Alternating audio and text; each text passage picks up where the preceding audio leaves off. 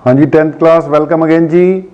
बेटा आज का अपना टॉपिक है इलेक्ट्रिसिटी जनरेटर, या जिसको हमने क्या लिख रखा है, डीसी जनरेटर। अच्छा, जनरेटर दो टाइप के होते हैं, जैसे मैंने बोलता ना मोटर दो टाइप की होती हैं, एसी मोटर, डीसी मोटर। हम लोग डीसी पढ़ रहे हैं, ऐसे जनरेटर भी दो टाइप के हैं, एसी जनरेटर भी होता है, डीसी जनरेटर भी होता है। हम फिलहाल क्या पढ़ रहे हैं, डीसी जनरेटर ही पढ़ रहे हैं। बेटा करंट दो टाइप के, एसी एंड डीसी, उसको डिफरेंशिएट कभी करेंगे, लेकिन जो हम पढ़ रहे हैं 10th क्लास में, उसमें हमने मोटर में भी डीसी करंट यूज किया था, और जब हम जनरेट करवाएंगे तो डीसी करंट ही क्या होगा, जनरेट होगा। आप डायग्राम देख रहे होंगे, ये वही वाला डायग्राम है, मोटर वाला ही। ओके, मोटर और जनरेटर लगभग एक दूसरे के उल्टे ही होते हैं। अगर कॉइल को करंट दे दोगे तो वो रोटेट करने लग जाएगी, मोटर बन गई। और अगर उसी सिस्टम को रोटेट कर दोगे तो वो करंट जनरेट करने लग जाएगी, जनरेटर हो जाएगी। हमने क्या किया, उसी डायग्राम का यूज कर दिया। ये वीडियो आपको बाद में मिल रही है, लेकिन हमने इकट्ठी बना दी थी।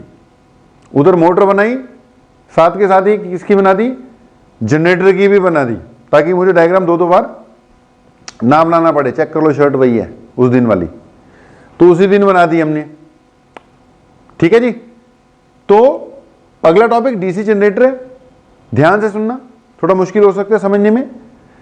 अब इसमें फिर वही बेसिक जिन चीजों की जरूरत पड़ेगी वो पहले डिस्कस कर ले। एक तो हमें पड़ेगी इलेक्ट्रोमैग्नेटिक इंडक्शन के कंसेप्ट की, जो हमने बात की कि इलेक्ट्रोमैग्नेटिक इंडक्शन क्या चीज है। तो एक तो हमें पढ़ने वाली जरूरत किसकी, concept of electromagnetic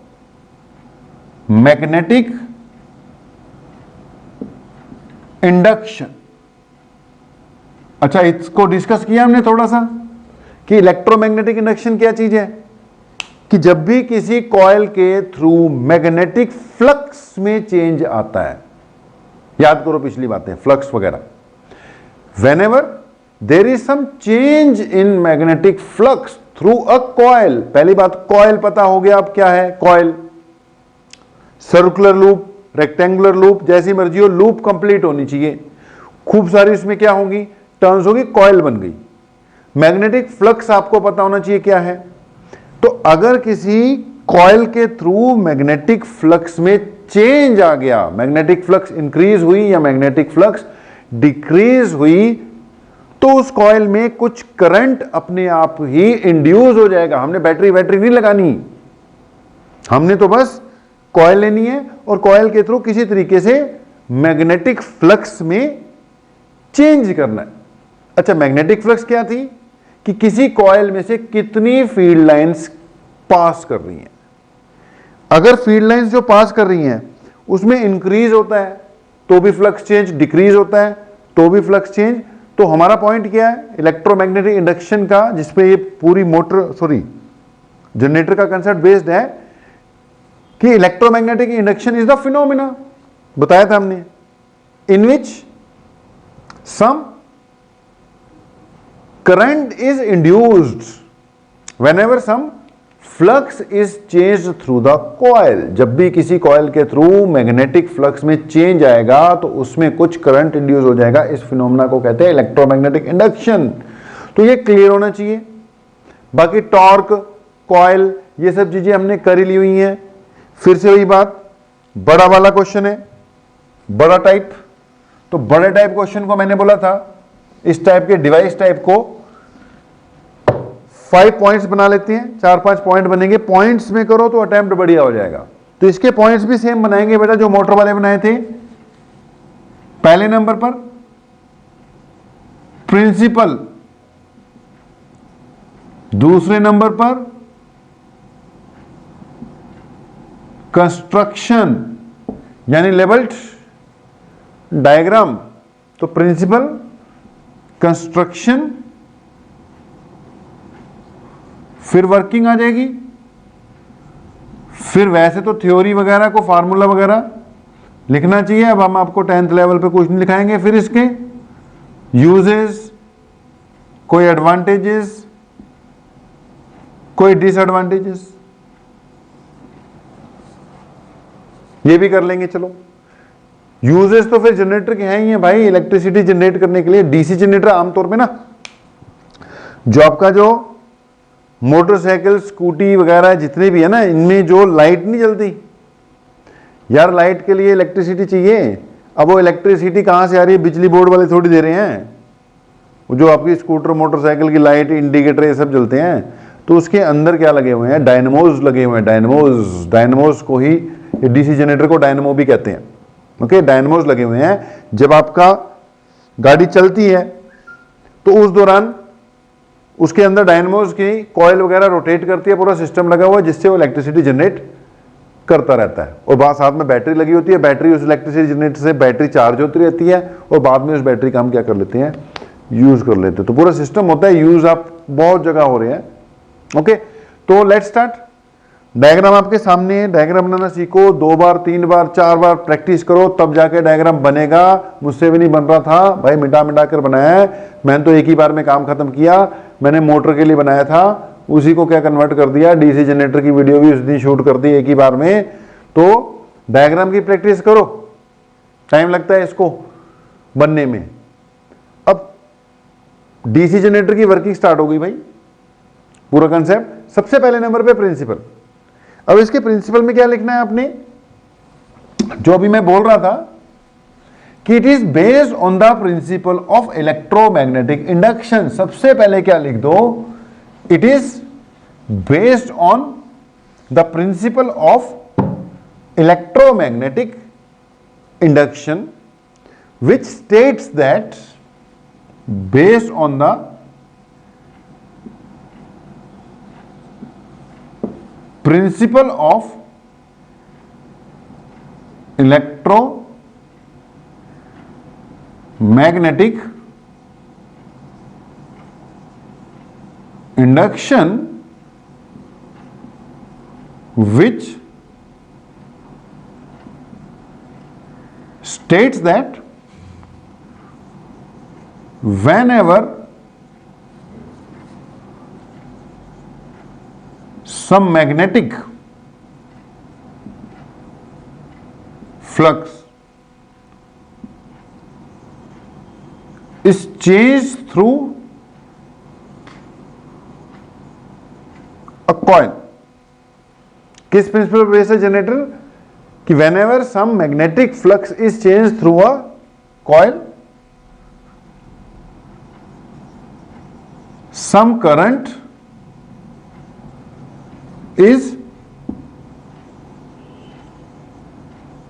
induced in the coil, which lasts as long as the flux change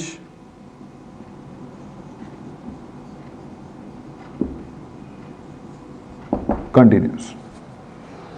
फिर से देख लो किस प्रिंसिपल पे बेस्ड है कि अगर किसी कॉइल के थ्रू मैग्नेटिक फ्लक्स में चेंज होगा तो उसमें कुछ करंट इंड्यूस होगा और वो तब तक ही रहेगा जब तक फ्लक्स चेंज होता रहेगा, बात खत्म। फ्लक्स चेंज जब तक कंटिन्यू हो रहेगा तब तक ही करंट इंड्यूस भी कंटिन्यू रहेगा। उधर फ्लक्स में चेंज होना बंद किया, उधर इंड्यूस करंट भी बंद हो गया। तो सबसे पहले नंबर पे क्या लिखो जी? प्रिंसिपल। ओके, सेकेंड पार्ट फिर इसका कंस्ट्रक्शन यानी डायग्राम। डायग्राम आपके सामने है। ये नॉर्थ साउथ पोल्स हैं मैग्नेटिक फील्ड प्रोवाइड करने के लिए। ये नॉर्थ है, ये साउथ है, ये जा रहा है मैग्नेटिक फील्ड। पिछली बार मोटर में एक्सप्लेन किया ही है। ओके, बीच में एक रेक्टेंगुलर कॉइल पड़ी हुई है, ये रेक्टेंगुलर कॉइल हॉरिजॉन्टली पड़ी हुई है। लास्ट टाइम मोटर वाले केस में हमने यहां बैटरी लगाई थी, बैटरी से करंट जाता था और ये घूमती थी। अब उल्टा है, बैटरी नहीं लगी, बल्ब लगाया है, जलाना है हमने इसको, बैटरी नहीं है अब हमारे पास। पहले हमने बैटरी से करंट दिया था और ये घूमी थी, अब इसको घुमाएंगे यानी रोटेट करेंगे तो इलेक्ट्रिसिटी जनरेट होनी चाहिए। रोटेट करेंगे तो इलेक्ट्रिसिटी जनरेट होगी या होनी चाहिए। ओके, तो ये मैग्नेटिक फील्ड है, ये कॉइल है, इसको रोटेट करेंगे। रोटेट करने से होगा क्या यार, इस कॉइल के थ्रू मैग्नेटिक फ्लक्स में चेंज आएगा। मैग्नेटिक फ्लक्स में चेंज आया तो करंट रिड्यूस होना ही होना है, वो प्रिंसिपल है, वो तो इलेक्ट्रोमैग्नेटिक इंडक्शन है पूरी। ओके, बाकी इसमें वही स्प्लिट रिंग्स लगे हुए हैं, फिर वही बात, सारा खेला किसका होगा, स्प्लिट रिंग्स का होगा। अगर स्प्लिट रिंग नहीं लगाओगे तो वो एसी करंट बनेगा, हमें चाहिए डीसी करंट, डीसी करंट के लिए स्प्लिट रिंग लगेंगे लगेंगे। ओके, तो ये मैग्नेटिक पोल्स हैं, P and Q split rings है, एक्स वाई कार्बन ब्रशेस है, कार्बन ब्रशेस इसीलिए लगाए हुए हैं वही, ताकि जब ये घूमे तो रिंग और ये एक्सल ये कॉइल तो घूमे, लेकिन भाई बाहर की तारे वारे ना घूमे। अगर ये ब्रश ना होते तो सब कुछ डायरेक्टली जुड़ा हुआ होता, उधर कॉइल घूमती, इधर ये वायर्स घूमती, इधर साथ में बल्ब भी घूमता रहता, वो जलता बाद में, पहले घूमता बेचारा, दुखी होकर कहता छोड़ो मुझे नहीं जलना जुलना, पीछा छोड़ो मेरा। तो अब क्या है, इसके हिसाब से अब ये इस सिस्टम को रोटेशन की जरूरत नहीं पड़ेगी। बाकी एबीसीडी रेक्टेंगुलर कॉइल है, वो तुम्हारे पास है ही है, डायग्राम बन जाएगा, उसके बारे में लिख दोगे तो प्रिंसिपल हो गया, कंस्ट्रक्शन पार्ट भी हो गया। अब आते हैं वर्किंग पर। वर्किंग मैंने बोला अपनी लैंग्वेज में थोड़ी बहुती बना कर लिख लेनी है, वो अपने हिसाब से आपको लिखनी पड़ेगी। तो अब आते हैं वर्किंग वाले पार्ट में। बेटा वर्किंग वाले पार्ट में सिंपल कहानी कि ये नॉर्थ पोल, ये साउथ पोल, फंडा सिंपल है। इसमें कॉइल पड़ी हुई है। कॉइल कैसे पड़ी हुई है, कुछ ऐसे, थोड़ा चेंज किया हमने, मोटर वाले केस में लाल कॉपी थी, यहां नीली हो गई अब। ओके, ये हॉरिजॉन्टली पड़ी हुई है, मैग्नेटिक फील्ड लाइन जा रही है इस तरफ। अब पहले तो ये याद करो व्हाट इज मैग्नेटिक फ्लक्स, पहले तो ये याद करना पड़ेगा आपको कि यार ये मैग्नेटिक फ्लक्स क्या चीज है। तो क्या थी magnetic flux, it is the number of magnetic field lines passing through a given area. Magnetic flux is the number of magnetic field lines passing through a given area. 10 पास कर रही हैं, 20 पास कर रही हैं, 50 पास कर रही हैं, कितनी पास कर रही हैं, that is magnetic flux. Okay, ये हमारी रेक्टेंगुलर कॉइल है, ऐसे हॉरिजॉन्टली पड़ी हुई है, करंट तो अभी इंड्यूस होना है। ये नॉर्थ पोल है, ये साउथ पोल है, फील्ड लाइंस ऐसे जा रही हैं, ये कॉइल ऐसे पड़ी हुई है, तो फील्ड लाइंस ऊपर से निकल जाएंगी, नीचे से निकल जाएंगी, इसके एरिया में से एक भी पास नहीं करेगी। फील्ड लाइन ऊपर से निकली, नीचे से निकली, हॉरिजॉन्टली पड़ी हुई है। ओके, इसकी थिकनेस तो निग्लिजिबल है, तो इसके इस एरिया में से जितनी जाएंगी वो है ना मैग्नेटिक फ्लक्स। तो जब ये ऊपर से जा रही हैं, नीचे से जा रही हैं, तो इसके थ्रू इस वक्त फ्लक्स जीरो है, ऑलमोस्ट जीरो है इसके थ्रू फ्लक्स।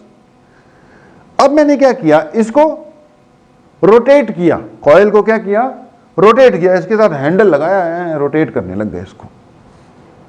तो कॉइल को क्या किया मैंने, रोटेट किया, हैंडल से लगा कर नहीं करते हैं। हाँ, अगर इसके साथ हैंडल लगा के रोटेट करते रहोगे ना तो भी कॉइल घूमेगी।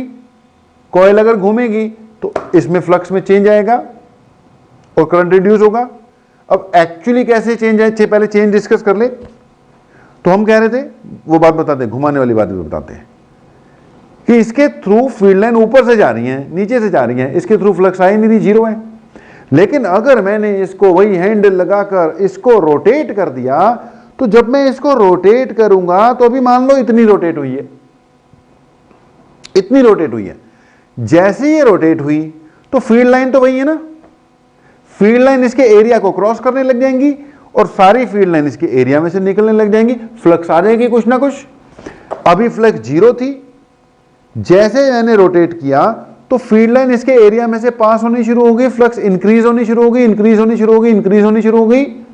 तो फ्लक्स में चेंज आया कि नहीं, और हमने बोला जब भी फ्लक्स में चेंज आएगा उसके थ्रू करंट इंड्यूस हो जाना।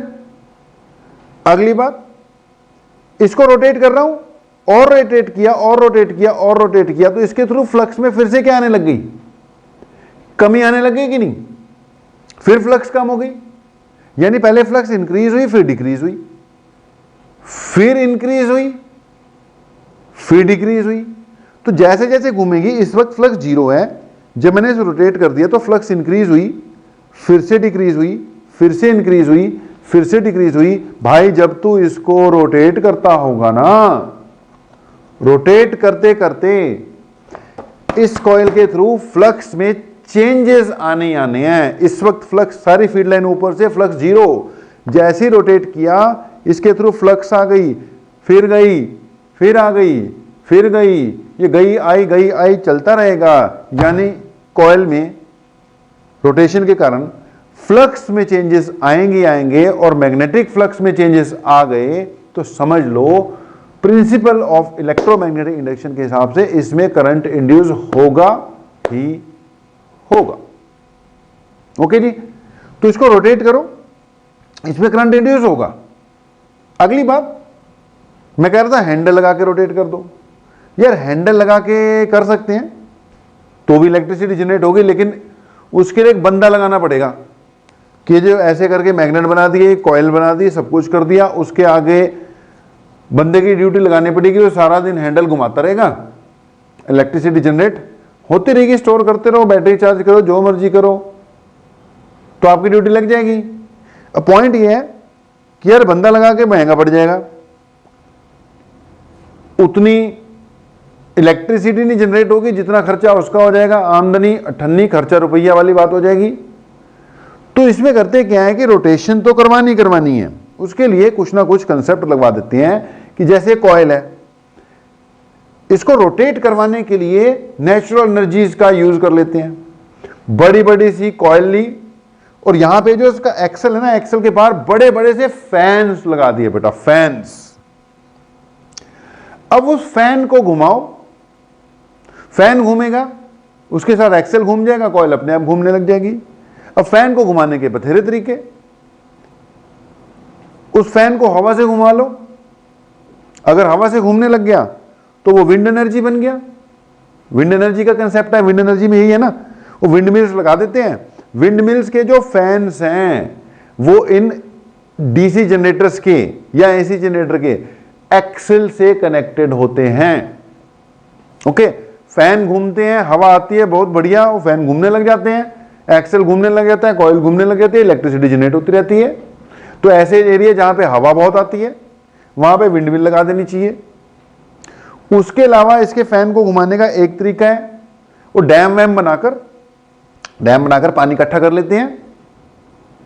पानी इकट्ठा करके नीचे वाले पोर्शन में बड़े बड़े ऐसे सिस्टम लगा दिए जाते हैं जिनको टर्बाइन्स बोलते हैं।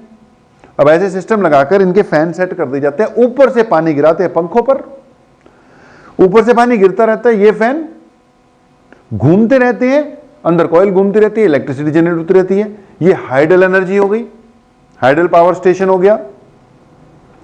या फिर खूब सारा पानी गर्म कर उसकी स्टीम बनाओ, पानी गर्म करके उसको उबालो, उससे स्टीम बनाओ और उस स्टीम को प्रेशर से इन फैंस पे डालो, उससे भी रोटेट हो जाएंगे। ये थर्मल एनर्जी हो गई। तो हमने कॉइल को रोटेट करना है, चाहे भाई बंदे की ड्यूटी लगा दो रोटेट करने की, चाहे जो मैंने बोला इस सिस्टम से लगा दो, इन तरीकों से इलेक्ट्रिसिटी जनरेट होती है बेटा। ओके जी, तो प्रिंसिपल हो गया, कंस्ट्रक्शन भी हो गई, वर्किंग भी हुई, इस कॉइल को घुमाना है बस यार, तुमने इस कॉइल को घुमाना है। अब थोड़ा सा इसमें एक कंसेप्ट स्प्लिट रिंग्स का, वो भी डिस्कस कर ही लेते हैं। तो यहां पर बेटा हम कंसेप्ट ऑफ स्प्लिट रिंग्स भी थोड़ा सा डिस्कस करते हैं, ये क्या चीज है। अब यार पहली बात, हमें करंट की डायरेक्शन किस तरफ डेवलप हुई है ये भी तो चेक करनी पड़ेगी ना। उसके लिए आपको बताया होगा कि जो करंट इंड्यूस हो रहा है इसमें, उसके लगता है फ्लेमिंग्स राइट हैंड रूल। कौन सा लगता है जी? Fleming's right hand rule. यानी हमें फ्लेमिंग्स राइट हैंड रूल की डायरेक्शन वगैरह चेक करने के लिए जरूरत पड़ेगी। याद करो, राइट हैंड रूल में भी हमने बताया था FBI। ओके, ये कोई कंडक्टर है, मुझे चेक करना है कि इंड्यूस करंट जब डेवलप होगा इसमें किधर को चलेगा, तो उसके लिए चाहिए right hand thumb rule, left नहीं भाई, राइट लगेगा भाई। FBI आई। Left hand rule force find करने के लिए होता है, वहां करंट गिवन होता है, F B I, current given और बी गिवन होता है, फोर्स ढूंढते हैं। फ्लेमिंग्स राइट हैंड रूल में लगेगा भाई एफ बी आई, लेकिन यहां पे फोर्स गिवन होगा, करंट ढूंढना है कि करंट किधर को चलेगा। ओके, मान लो इस पे फोर्स हमने ऊपर की ओर लगाया और मैग्नेटिक फील्ड अंदर की ओर है। मैग्नेटिक फील्ड अंदर की ओर, फोर्स ऊपर की ओर लगाया, तो एफ बी आई लगाते हुए बी अंदर की ओर है, फोर्स ऊपर की ओर लगा, एफ बी आई, बी अंदर की ओर, फोर्स ऊपर की ओर, तो भाई इसमें करंट इधर चलेगा, इस डायरेक्शन में। ठीक है जी, इसमें करंट इस पर्टिकुलर डायरेक्शन में चलेगा। तो करंट की डायरेक्शन कैसे निकलती है? फ्लेमिंग्स राइट हैंड रूल से। कौन सा लगाया मैंने? Right hand rule, F B I के फॉर्म में लगाना है। ओके, लगा दिया। अब यहां पर आओ, यहां पे कैसे करंट इंड्यूस हुआ, उसकी डायरेक्शन क्या है वो चेक कर लेते हैं। ये कॉइल पड़ी हुई है ऐसे, ये ए बी है, ए बी और ये सी डी है। मैंने कॉइल को ऐसे रोटेट किया, ओके, ऐसे किया है, ए बी ऊपर डाल रहे हैं, ए बी को पहले ऊपर लेके जा रहे हैं, मैंने इसको ऐसे रोटेट किया, तो यार ए बी ऊपर को गई, सी डी नीचे को गई। अब करंट चेक करो कैसे जाएगा। राइट हैंड रूल लगना है, एफ बी आई, बी तो उधर जा रहा है, this is direction of B, F B I, B उधर जा रहा है, फोर्स इस पे ऊपर की ओर लग रहा है। देखो ए बी पे ऊपर लगा था ना, ऊपर, ये ए बी है, इस पे इसकी बात हो रही है, बी उधर, फोर्स ऊपर लगा, तो करंट किधर गया? अंदर की ओर चले गया कि नहीं? बी उधर, फोर्स ऊपर, इसके हिसाब से करंट किस तरफ गया? ये जो फिंगर है, मिडिल फिंगर, ये अंदर की ओर जा रही है, तो एफ बी आई, करंट अंदर की ओर चले गया। यानी ए बी वाले पोर्शन में करंट किस तरफ जा रहा है भाई?